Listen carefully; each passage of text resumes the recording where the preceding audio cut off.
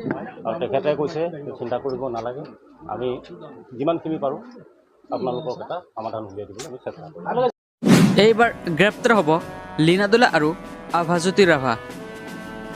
জোনমণি ৰাভাৰ বাসগৃহত উপস্থিত হৈছিল CBIৰ দল আৰু প্ৰায় 1.5 ঘণ্টা ধৰি CBIৰ দলটোৱে জোনমণি ৰাভাৰ পৰিয়ালৰ সৈতে কথা পাতে আৰু আশ্বাস দিয়ে যে অতি সোনকালে জোনমণি ৰাভাৰ ৰহস্যজনকভাৱে দুৰ্ঘটনা হোৱাৰ সকলোবোৰ তথ্য উলিয়াব।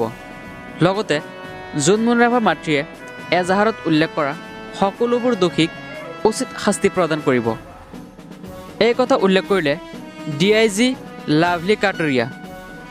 CBIৰ ভূমিকাক লৈ সন্তুষ্টি প্ৰকাশ কৰিছে জোনমণি ৰাভাৰ পৰিয়ালে। যথেষ্ট ভাল লাগিছে তেওঁ যিগৰাকী আমাৰ ৰেডি আহিছে, তেওঁলোকে যিখিনি আমি FI যেনেকৈ ধৰণে কেছটো দিছিলোঁ সেই কথাখিনিকে তেওঁলোকে আমাক সুধিছে আৰু নতুন কিবা আঁচনি কৈছোঁ নাই আমাৰ, কাৰণ এটাই ষ্টেটমেণ্ট আমি যিখিনি আগৰ পৰা কৈ আছোঁ সেইখিনিয়ে ষ্টেটমেণ্টটো আমি তেওঁলোকক দিছোঁ আজি।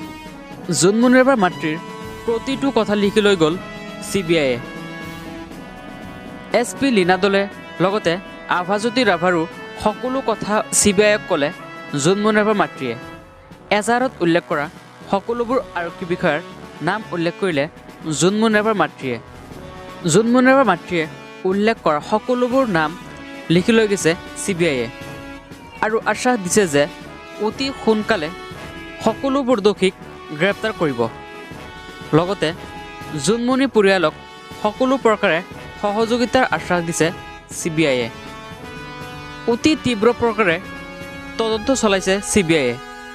এইবাৰ নিশ্চয় পোহৰলৈ আহিব জোনমণি ৰাভাৰ হত্যাকাণ্ডৰ আচল ৰহস্য কি। এইবাৰ জোনমণি ৰাভাৰ হত্যাকাণ্ডৰ লগত জড়িত হৈ থকা সকলো দোষীক উচিত শাস্তি প্ৰদান কৰিব প্ৰশাসনে।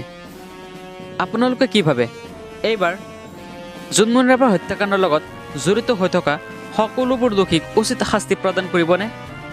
এইবাৰ জোনমণি ৰাভাৰ মাতৃক উচিত ন্যায় দিব পাৰিবনে? আপোনালোকৰ মতামত নিশ্চয় কমেণ্ট বক্সত জনাই দিব।